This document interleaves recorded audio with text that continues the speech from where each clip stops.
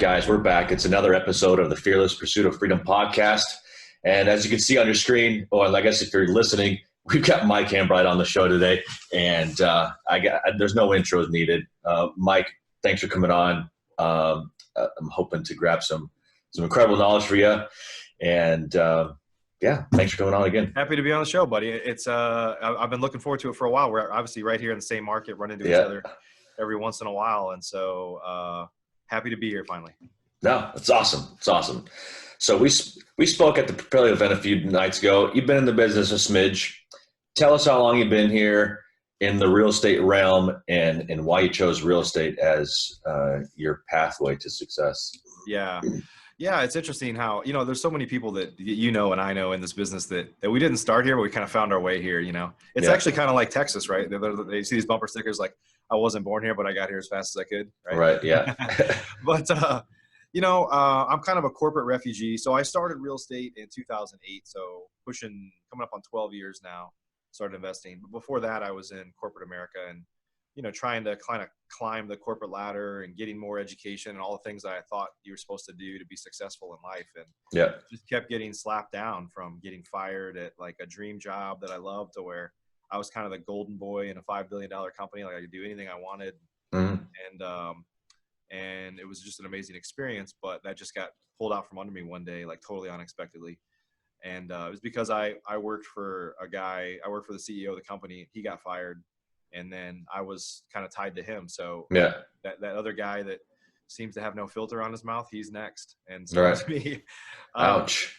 Yeah. And then I went to work for kind of a startup. I mean, I say startup, it was a few years in business, but they had grown to about 500 million a year in sales, an online retailer. Jeez. And was flying high there for a while. I was there for 18 months. And then they filed for bankruptcy one day. And it was just like these two experiences back to back. And but the second one happened about a month after my son was born, and my wife had left her job that she made more money than I did as a consultant to have our son. And it was just like, just kind of, as I say, shit got real fast. It was just like, we went from a couple both making good money, fairly young and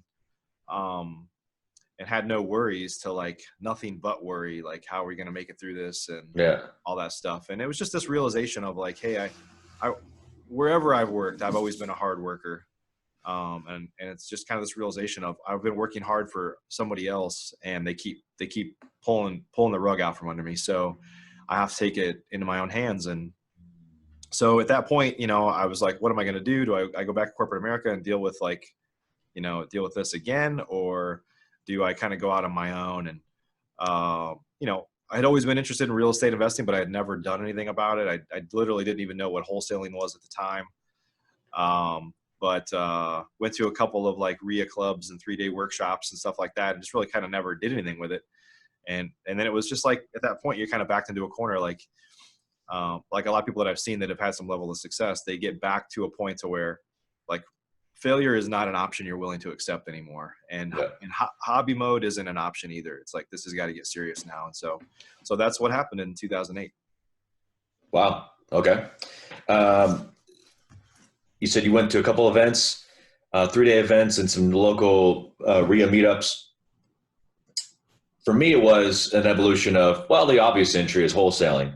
But the more and more people I interview, like I know one guy, apartment guy that's never even, doesn't know how to transact a wholesale, which is common, I guess, if it's not your niche, but didn't understand that it's just simply ABC transaction. And to me, I was like, man, how are you in real estate and not know these things? So I'm always curious to see what people chose to get as their barrier to entry, what they chose first. Yeah.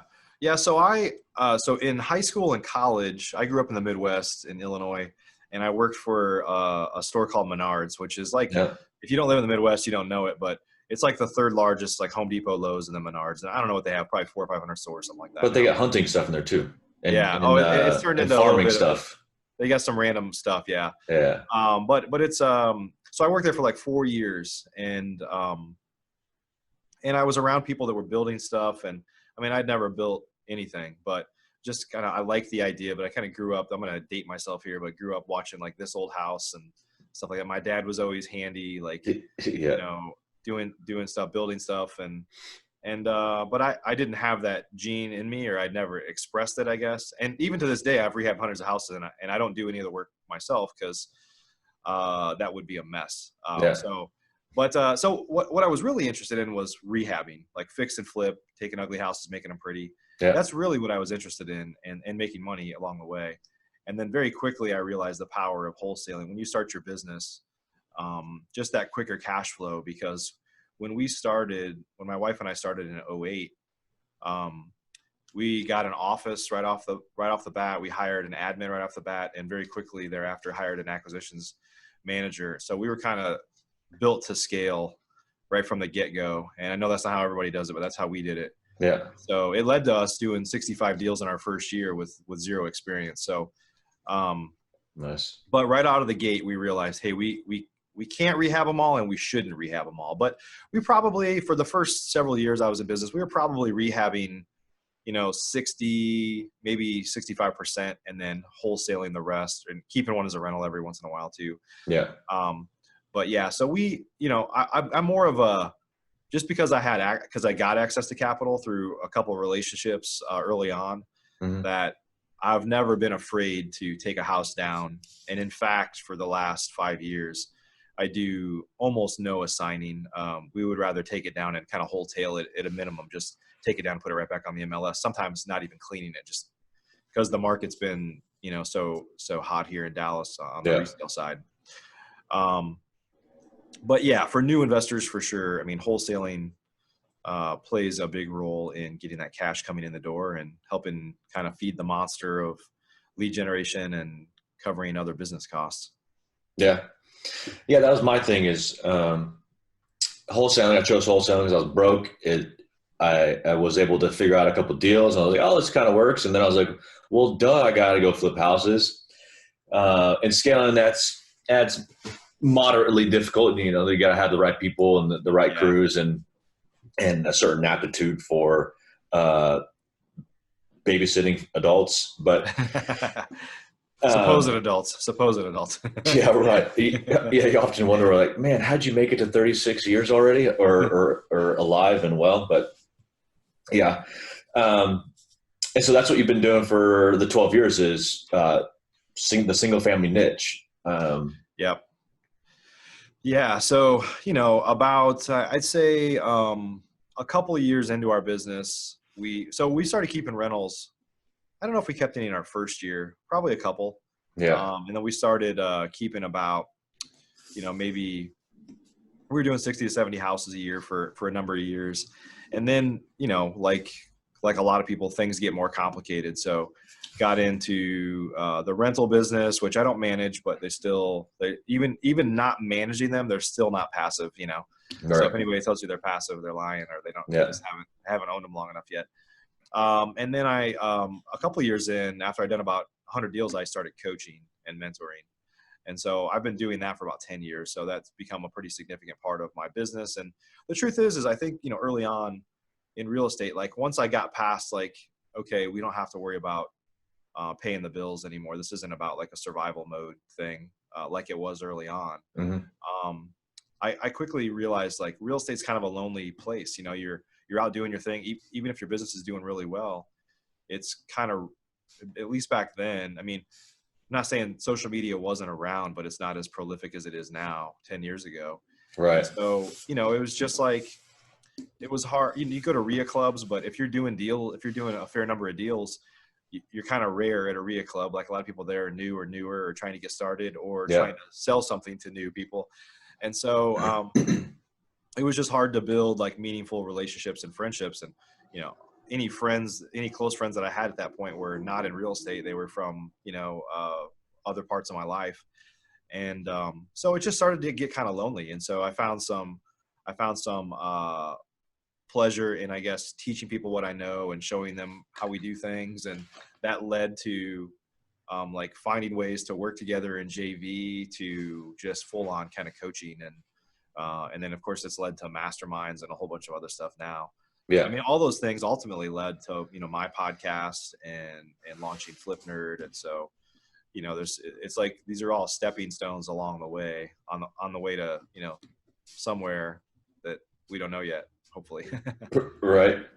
I'm writing down questions as I think about them. Okay. So one of I feel, and I knew I was making a mistake, but one of my mistakes, looking back, and I've only been in about 2.5 years now, I think, yeah, actually 2.5 years exactly, this month, but is I bought my first rentals about a month ago.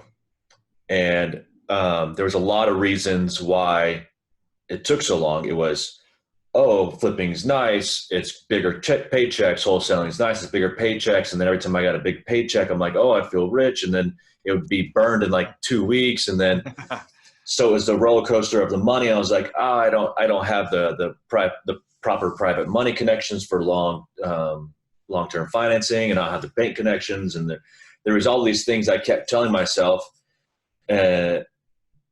What made you, aside from obviously you're doing 60 plus deals a year and you had a good salary job before and probably had a small savings, what made you jump into rentals so quickly, and how can other people do that if they don't have so it's connections? Tough. I think I will say that if you're doing a house a month or even 2 a month, like I think if you think of like Robert Kiyosaki's cash flow quadrant, it's like, whatever you think about Robert Kiyosaki, it doesn't matter. But this is probably one of the better things that he's put out, is like, you're in one of 4 buckets. You're an employee, or you're self-employed, meaning you own a job.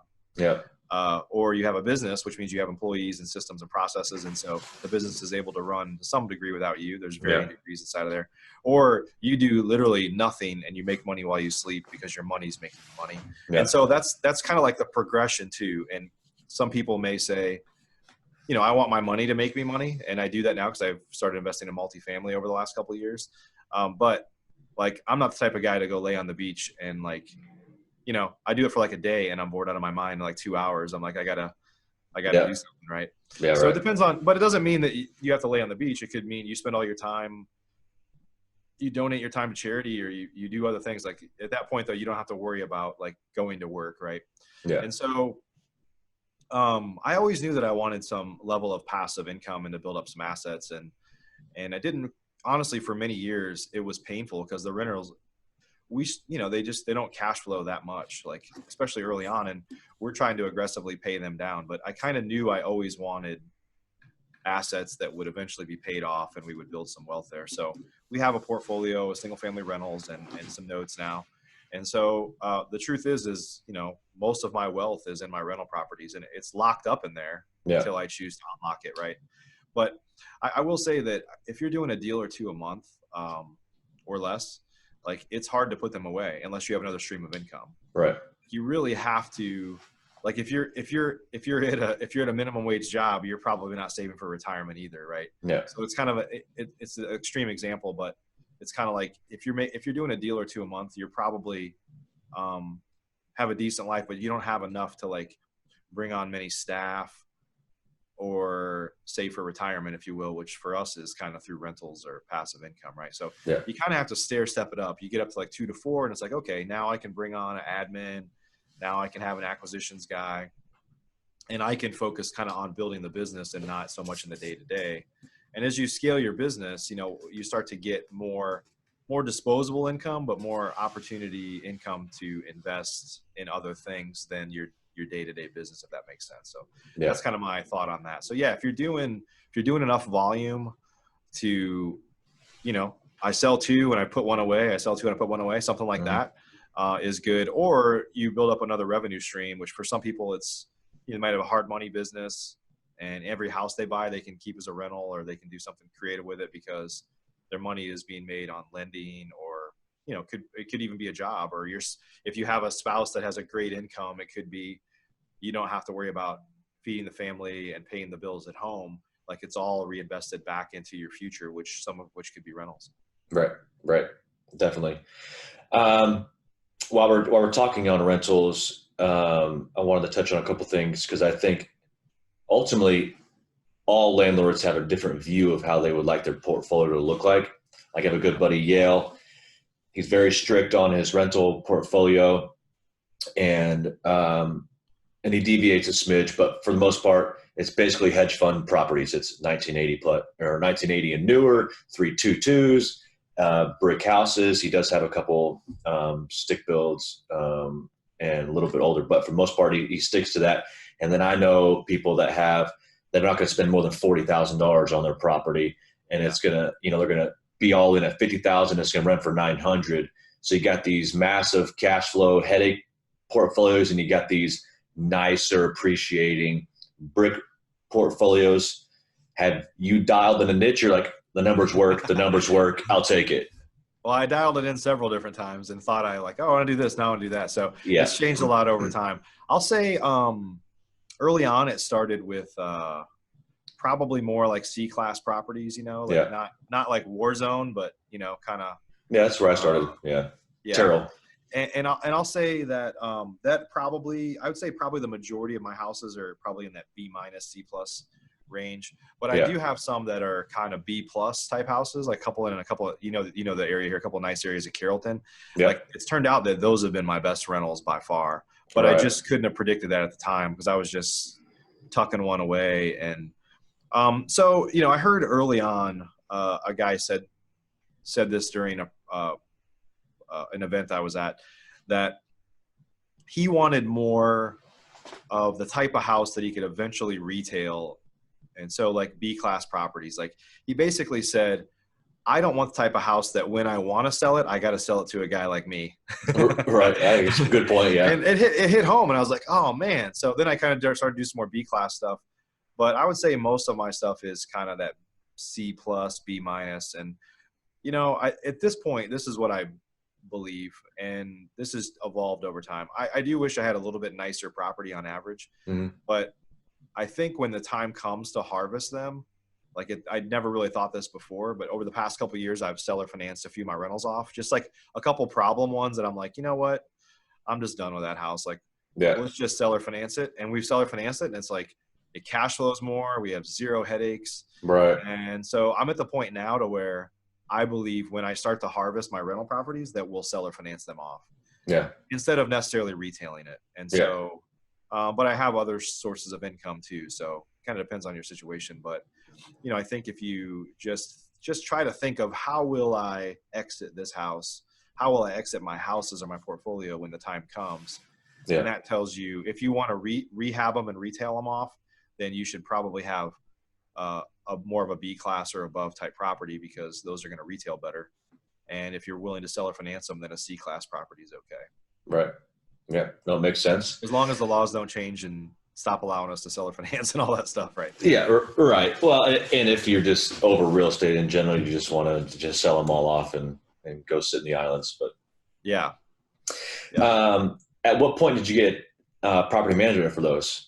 So from the very beginning. So interestingly enough, we've never managed one rental ourselves. So interestingly enough, we had a relationship with somebody that's here locally that owns a couple thousand doors, and he was our accountant as well. And so, and he had actually been our accountant before we got into real estate, just through a family friend. We just knew he was our accountant. Yeah. And he was a real estate guy, but not a lot of people know him. And he likes it that way. But it's just when we started getting into rentals, it was so obvious. It's like, okay, well, now we're in real estate, so you're going to continue to be our CPA. Yeah. And now we want some. Actually, I'm sorry, I hired another property manager first. And I had a couple B properties and a couple C properties. And this guy was more of like a A-B type property manager. I almost forgot about this. So I think I probably used him for like a year. Yeah. And he started to say, now without using these words, I'm kind of using some of these words myself, but well, we'll manage your nicer properties, but we don't want to manage your crap. Can you find somebody else for that? And I was like, what? So we started talking to other property managers. We're like, well, we'll manage your crap, but we want the good stuff too, right? Right. And so, he just, we had a couple issues with this guy and it didn't work out. So then we moved over to my friend who's the accountant, and he was managing a ton of his own. It's not really a property management company, but he, over a beer at lunch one time, he's like, well, I'll manage your properties. And I was like, really? And I was like, okay, take them, just treat them like yours. And so, that's kind of how that evolved. That's awesome. Yeah, I'll probably end up self-managing mine for a couple of years, but interesting to see views. Cause like my buddy Yale, he'll manage he's got, a little bit of them. He's going to manage those until he makes it to 50, I think. But, and then another buddy of mine, I think he has 80 and he still self-manages all of them. I'm like, why do that? Yeah. I mean, at the end of the day, I'm not always the best at it, but I'm very focused on like, what's the value of my time worth and what do I like to do and what do I hate to do? Yeah. And, what I'm saying here is kind of academic because it's hard when you're in the weeds to necessarily do that. Yeah. But so I'm more of the mindset, like if you're going to be in property management, it should be its own business and you should be building it to manage for other people too. Yeah. Because if you can scale it, it's the last business I would start, but if you can scale it, it could be a decent business. But until you get scale, it's really hard. So I'm more of the mindset of have somebody else manage them until you have 50. Yeah. And then if you say, hey, with 50, I'm paying, make it up, $10,000 a month in management and placement fees. So now I can afford to hire somebody to bring that in house, Right. I'm more of the other way around, but that's a little bit academic too. I get it. I mean, I do believe that nobody will manage your rentals as good as you, but I think it could prematurely age you too if you're doing that. So, right.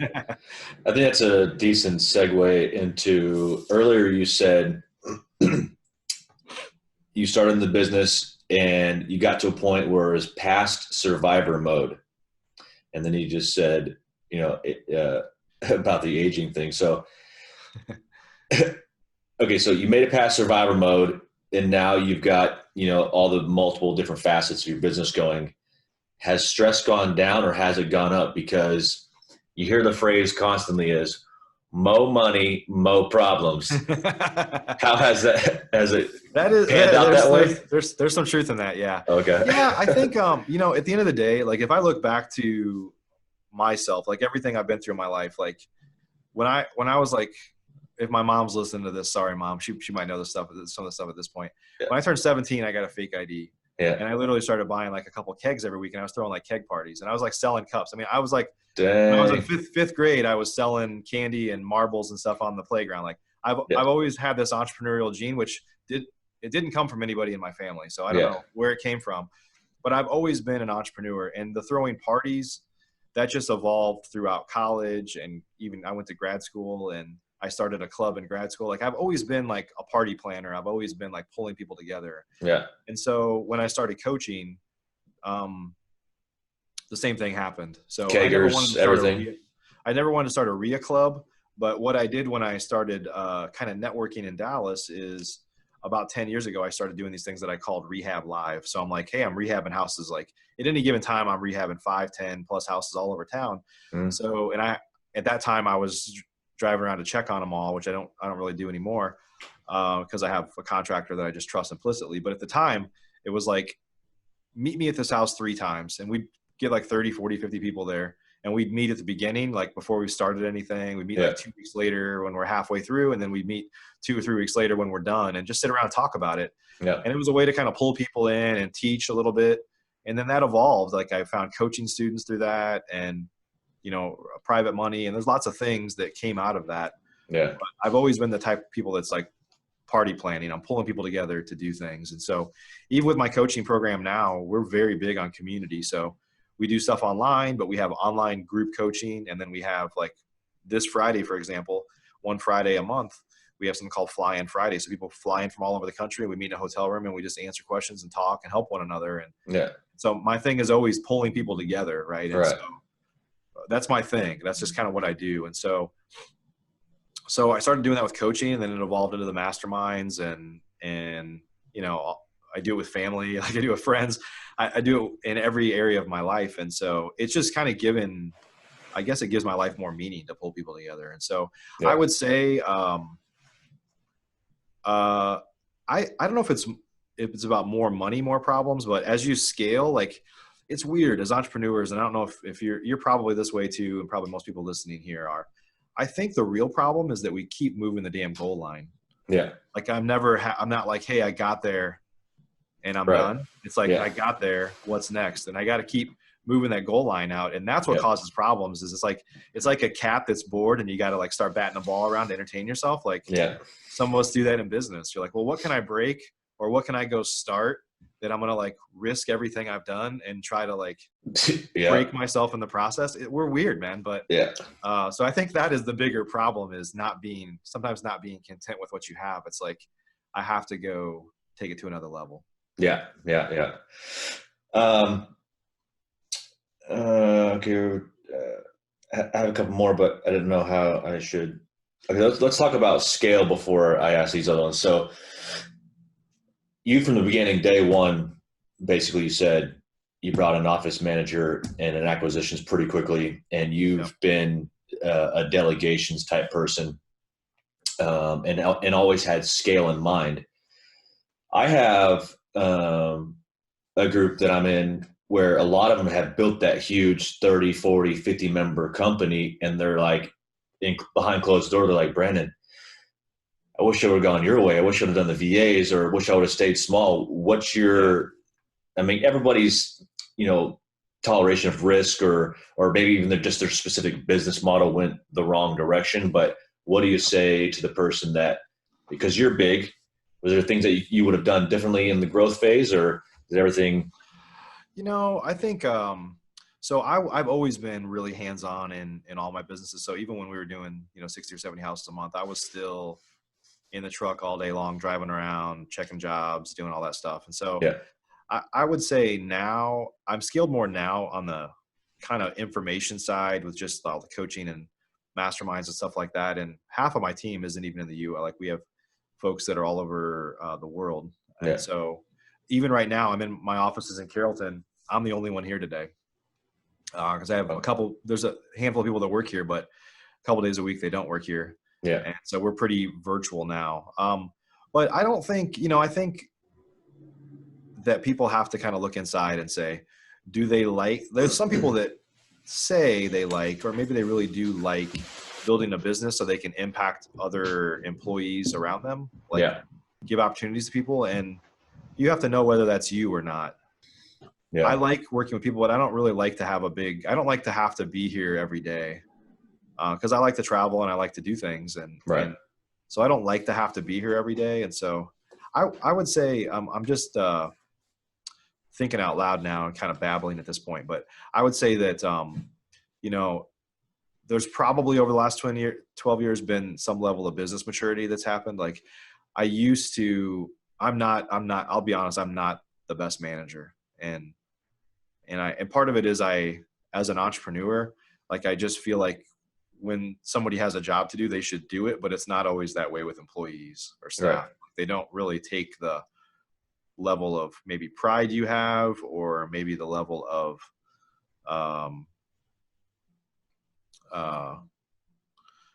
just not as, if it's not their business, they may not look at it the same way as you, I guess. And right. I have great people on my team, don't get me wrong, but I would say in the early years, I looked at employees that I had much more as, I just wanted them to do their job. Yeah. And it's not that I didn't care about them as people, but I didn't consider their life or issues or other things. I was like, as long as you're doing your job, I love you, but right. If you got drama, then I don't want to hear it, type thing. And I guess I don't know, I'm kind of babbling now, but I think I realize that everybody that works for me, or everybody in the world, they have issues. They have what they really want. I guess early on, for a long time, I just thought people were money motivated. Yeah. Everybody was motivated by money. And I know that's not the case. So I'd say early on, and even probably still to this day, I sometimes struggle with praise. Like, for people that need it, or trying to evaluate why somebody is motivated, because some of them are just intrinsically motivated, or they're not motivated by money. They just want to be a part of something bigger. Yeah. So I try to tap into that more now, but early on it was just like, I never said this, but it's like, I'm paying you, do your job. And that was wrong. That was wrong. And so I think there's been a little bit level of maturity that's occurred over the years. Yeah. I don't even know if I'm answering your question at this point. Well, kind of, sort of. I mean, you've danced around enough that I think we get the idea, but like, for me, people really bash on contractors for their prices. And unless they're atrociously high, it's like, they got families. So I enjoy paying them what they want and not battling them. Right. Unless they're trying to charge like $8,000 for a 3-ton AC. And I'm like, what the hell, dude, that thing's less than Right. $4,000. So as long as things aren't, you know, far above what they should be, I'm more than happy to pay what they are. But my biggest fear with scale is not being able to move with the market. And what I mean is, like right now, it's great. Actually, my houses are taking a while to sell right now, which is kind of frustrating and scary. Yep. But for me, it was, if I was going to say scale, it should have been from the beginning. That way, by the time I made it to this point in the market cycle, I'd be somewhat ready for it. But for me to scale right now is scary, because if I bring on acquisition, dispositions, office management, not only will it hurt my ability to vacation in the short term, it'd be, a year or something out, which would suck. But then come 2020, 2021, whenever the market does its deal and it gives it a dip, am I going to be able to bend with it? And if I can't, those families' lives are in my hands now, and I'd feel horrible for having to get rid of people, and I don't know if I can handle it. Yeah. Well, I think, there's ways to scale and mitigate risk at the same time. And so Yeah. like what you don't want to do now, and we're in the same market here, but you don't want to like lean into rehabbing $500,000 houses in Dallas Fort Worth when that's Right. kind of well above the median price point. That's risky for sure. Right. So it's like you just need to do more wholesaling. You need to do more cookie cutter rehabs that are more first time homeowner stuff, because there's always going to be a market for that here.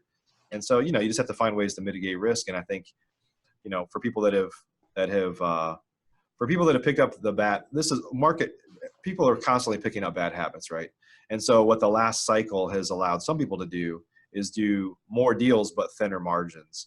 Right. And if you're leaning into that right now, you're probably going to get hurt at some point. When? Yeah. Who knows? But that's going to hurt you. Like if you've gotten to the point to where you're paying 80% of ARV or above and you're rehabbing, like That's scary. You're going to get stuck, right? Yeah. And if you are out of the business of marketing and you're basically buying from wholesalers and that's all you do, it's going to be tough, right? And so there's just like things. So it's like, what do you do to prepare for just imagine it's like a race, right? Like how do you prepare for the next leg of the race, and what are the things you need to start doing now? It doesn't mean you need to like scale back, but this is the time to probably be lean and mean. It doesn't mean you like can't grow, but you just have to kind of consider, how do I grow in a way that still allows me to kind of be lean? Yeah. Overall. Yeah, that's one of my things, is really defining what made business sense as far as the properties I decided to take down myself. Because in the beginning it was like, oh, a deal, I'm sure I could find the money. Oh, there's plenty of hard money everywhere. So it didn't matter if it was a $40,000 house, or the most expensive I bought was $356 and we sold it for $4 or something. But it didn't matter. It was deal done. Let's go. I'll go find the money.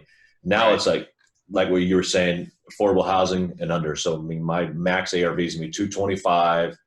And there's no way I'm going above the 75% rule right now. And just dialing it in. And I really dig into what are my outs now. Before it was only flipping.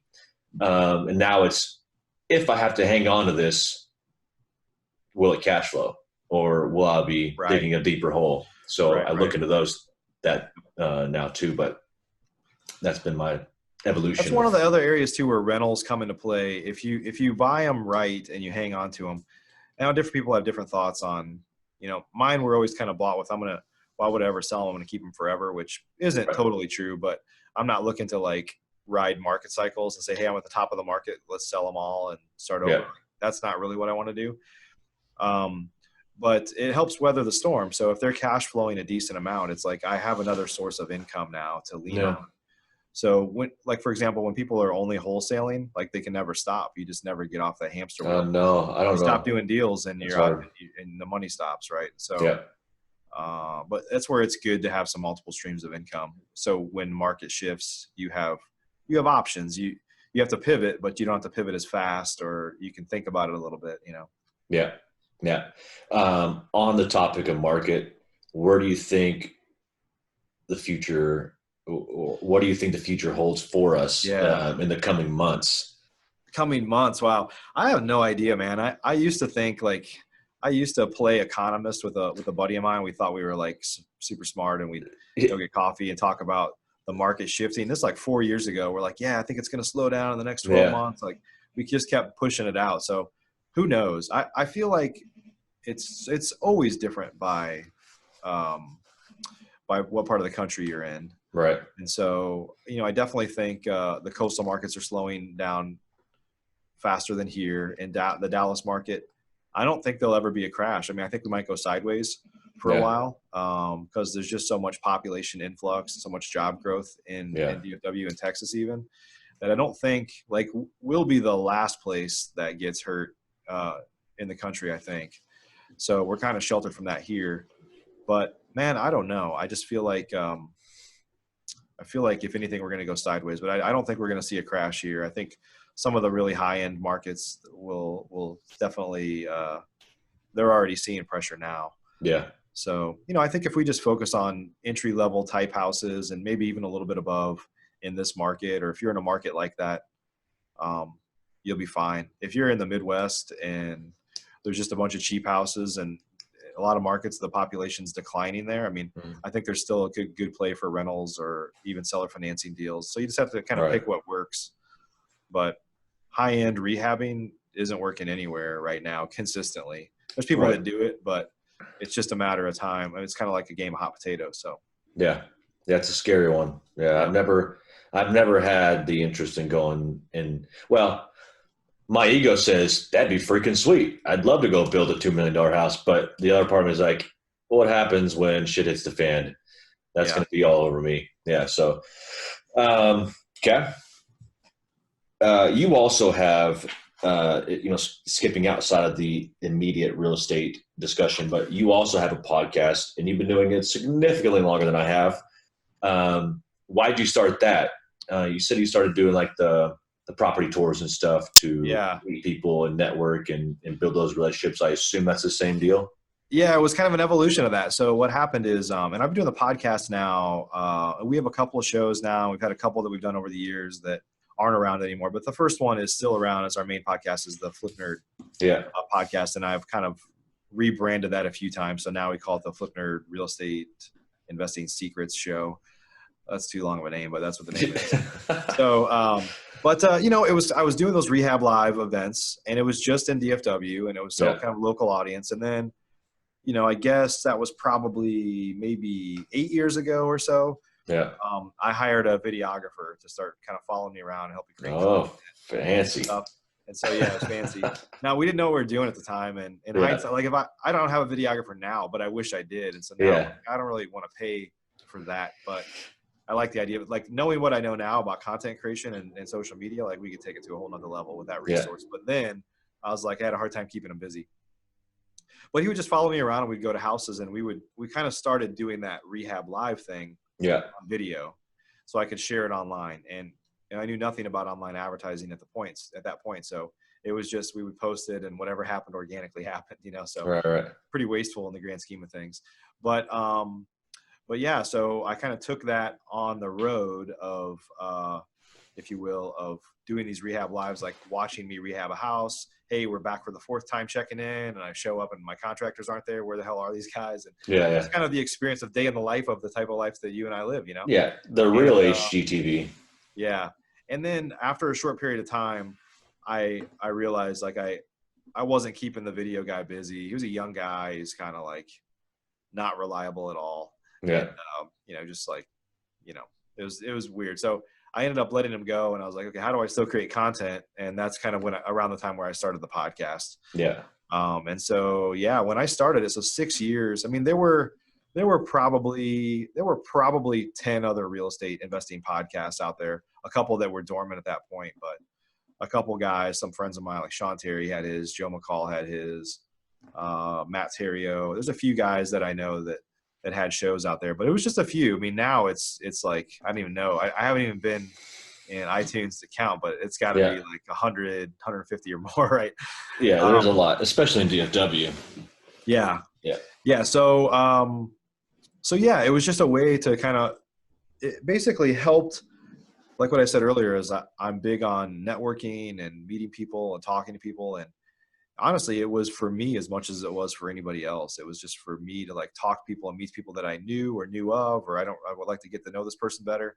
Yeah. And invite them on the show, and kind of what we're doing right now. Like you and I have been around for a long time, but we're getting to know each other better. Right. And Right. out of that, sometimes things would happen. It's like, oh, well, let's follow up, or next thing you know, you run into them at an event, and next thing you know, you're talking about ways to possibly work together. And Yeah. started off as networking, and it evolved into kind of a marketing tool. I mean, ultimately. So, Yeah. but yeah, to this day, I still do the show. We publish our main show. We have two shows, and I publish one weekly for each. We also have the Investor Fuel Mastermind podcast, where I just interview members of my Investor Fuel Mastermind. Yeah. And so between those two shows, it's been a social outlet for me to like get out and socialize a little bit, if you will, via Zoom, and a way to kind of learn and constantly grow. I mean, I'm a student of the game as much as anybody, and so even though I've been doing this for a while, I still learn stuff every single day. So yeah. No, that's awesome. That's awesome. So one of the podcast names was FlipNerd, but you also have a website, FlipNerd, right?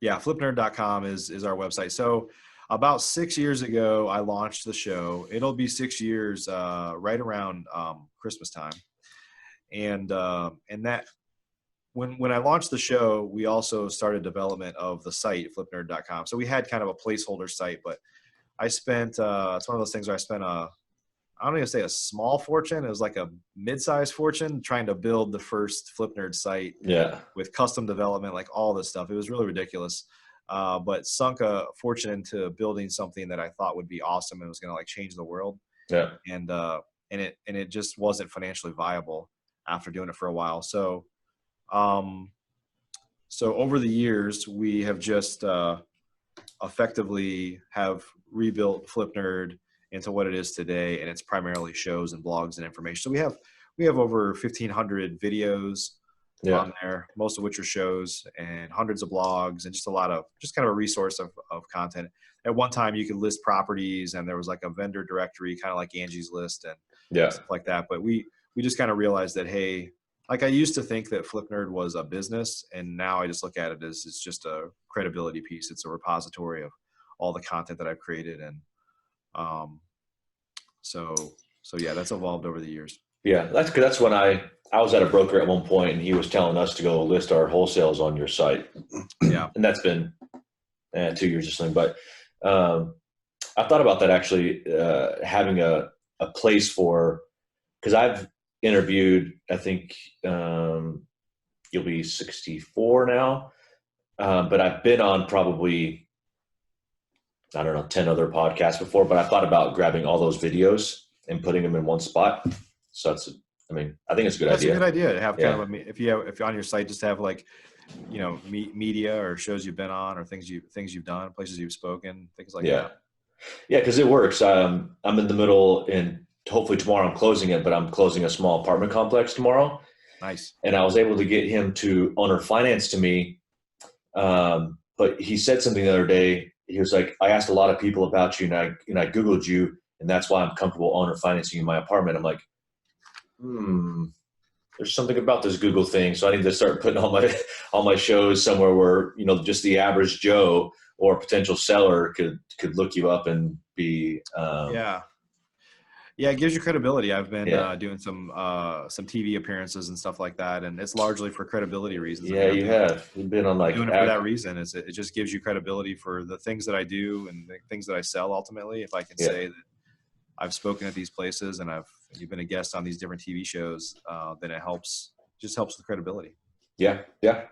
Well, before I kick you off here, you want to talk a little bit about Investor Fuel, because that's been all over social media. It's growing now by a lot. I mean, the last time I saw a picture, there's probably 60 or more people in those rooms. So, we had our last event was last week actually, and we had like 170 people there.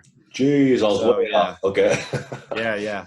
Sometimes you can't tell because we have two different groups and they overlap for like a half day, but Yeah. so we have two different groups. But yeah, so just along the lines of everything I've shared here today, like community has always been an important part of what I do and sharing. And so we started Investor Fuel just over 2 years ago, and it's what we refer to as a mastermind, but that word gets used a lot these days. But Yeah. it's really a community of professional real estate investors that are trying to grow their business and looking to make new friends. And we all have a kind of a common thread of real estate investing and being entrepreneurs and probably having, been through the trenches, and we all have arrow wounds in our back and stuff like that. And so getting together and kind of sharing what's working and asking for help on things that aren't working is just a huge resource for accomplished real estate investors. And so so we meet 4 times a year. Sometimes there's some pop-up events that we have in between, and lots of people that are traveling together and doing business together and stuff that have come out of it. But we have 2 groups. So our gold group is people that are doing 10 to 50 deals a year, and then our platinum group is people that are doing 50 deals and above. And so there's people in the group that are doing hundreds of deals a year. And we literally just our pillars are giving. So we just try to share resources and tips on what's working now and help one another, and then asking for feedback. And everybody kind of acts, it's like a board of advisors, a board of directors, if you will, for everybody has, access to everybody in the group to ask for help. And so we have them do that, openly. They present and they ask for help, and here's what I'm having challenges with. And we track the KPIs in their business, like what's your cost per lead, what's your acquisitions cost, what are your best channels. And they come back every quarter and have to discuss those things and discuss trends and kind of be held accountable and asked to be held accountable. And so, when you're putting yourself out there and you're vulnerable about the things that are going on in your business, you can only either run away and hide or improve. And so, because, the truth is a lot of people that are coming to a meeting feel the pressure to perform better in their business because they don't want to have to come back next quarter and say that they failed. Right. Yeah. Right. And so, I mean, we're all friends there, and we definitely help one another, but there's always an element when you're an entrepreneur, there's always you want to win. Right. So you're always focused on improving yourself and hitting your goals. And so, a lot of people there do a lot of volume, but we're very big on, not bringing any ego in the room. And, there's people that sometimes you don't know that the guy in the room is doing 25 deals a month because he never mentioned that, and it's not really a big deal to him. He's just there to help other people. So, right. Yeah. So it's a great community. Like I said, a lot of times people are at our level are, they don't really have a lot of people like them that they're surrounding themselves with, or that they can. And we're people from all over the country. So we restrict the number of members we have per market and stuff like that. So you can be a little more willing and open to share what's working for you, because it's not going to impact you. And so, it's turned out to be a great thing. We've just had our 9th meeting. And like I said, we had with partners, and we had probably 160, 170 people there. And it's a good time. That's awesome. Yeah. It's awesome. We're cutting close to your meeting next. Last question. Well, second last question. If you had 6 months to live, what would you do with it? Oh man, I would definitely try to spend as much of it with family as I can. And I will say, and I know that sounds cliche, and everybody will say that, I will tell you that I'm guilty sometimes of putting myself and my family in a back seat. Like it's real easy to set business goals and focus on the business and stuff. And I do spend a lot of time. I spend a lot of time with my family. My wife and I work together. So we're together. We pretty much have coffee together every morning, have lunch together every day. We have dinner together every night, and we work together all day long. And so, but it's not always, and we travel, as you know, we travel a lot, but I'll say I'm guilty for many years of kind of traveling and doing things, but not necessarily being present. Just like, I'm there, but somebody, my phone's ringing, or somebody just sent a text or whatever. Right. So as I'm saying that now, I realize that it sounds bad to say, well, why don't you make that change now? And I do, but I think I would, my son is 12. And so I'm trying to instill in him, he doesn't have to be an entrepreneur, but when I was growing up, my family was very blue collar, and, that's where I developed my work ethic. But their solution was just work hard physically or more hours or whatever, right? Just like work harder and you'll get ahead. And I know that that's not the case now. And so I'm trying to instill in him that there's a lot of ways to make money, and he's very entrepreneurial. So, yeah. But it would be it would be to try to spend more time with friends and family. And I know that part of you asking that question is forcing me to reflect right now, like why things that I would do if I had 6 months to live, why am I not doing more of that now? So yeah, that's the point. But I will say that I'm for, my wife and I were talking the other day, we feel very blessed that we're in this position. Sometimes we feel unfulfilled, but we have nothing to complain about at all. But it's like, sometimes you just feel unfulfilled, like something's missing. And I'm on the hunt right now to figure out what that is. And I can't tell you that I know what it is, but I do recognize that it's not more money, and it's not more businesses. Yeah. Right. Yeah. So I'm trying to reflect on exactly what you're saying now and spend more time on the things that I love the most and that I want to do the most. And I don't really think it's a job. I'm not 100% there yet, but I'm well along the way from where I started for sure. Yeah. Yeah. Yeah. That's why I bring that question up. And the same thing for us is, we don't have quite the success you have yet, but, we feel like we get to do the vacationing, we got the family time, and these are all things that we've been working on, but we're like, well, what's next? Like, we can vacation more, but Jesus will never work. So what's next? And for us, we haven't really dialed it in. I picked up the flying, so that's kind of cool. I've always wanted to do that since a kid, but there's always something more. But I think that's just something wrong with us entrepreneurs. It's just nothing ever satisfied. Keep moving the goal line. Yeah, right. Well, cool. If people want to reach out to you, where can they find you? Yeah, the best place is just connect. You could learn more about me and all of our content on FlipNerd.com, or just connect to me on Facebook. I'm a little bit of an addict. Facebook is Mike Hambright, and Instagram, we've been focused on getting after it there. It's the Mike Hambright, because I had to create a second account. So at the Mike Hambright on Instagram. So yeah, social media is the best place for me. Cool, man. I appreciate it. Been a long time. Been trying to well, actually, I just recently asked you. I don't know why. I think I was scared to ask you to come on, but I'm glad I got you on finally. And it's a great conversation. Thanks for the opportunity. I appreciate it. Yeah. Thanks a lot, man. No problem. Thank you, buddy. Have a good one. Bye. You too.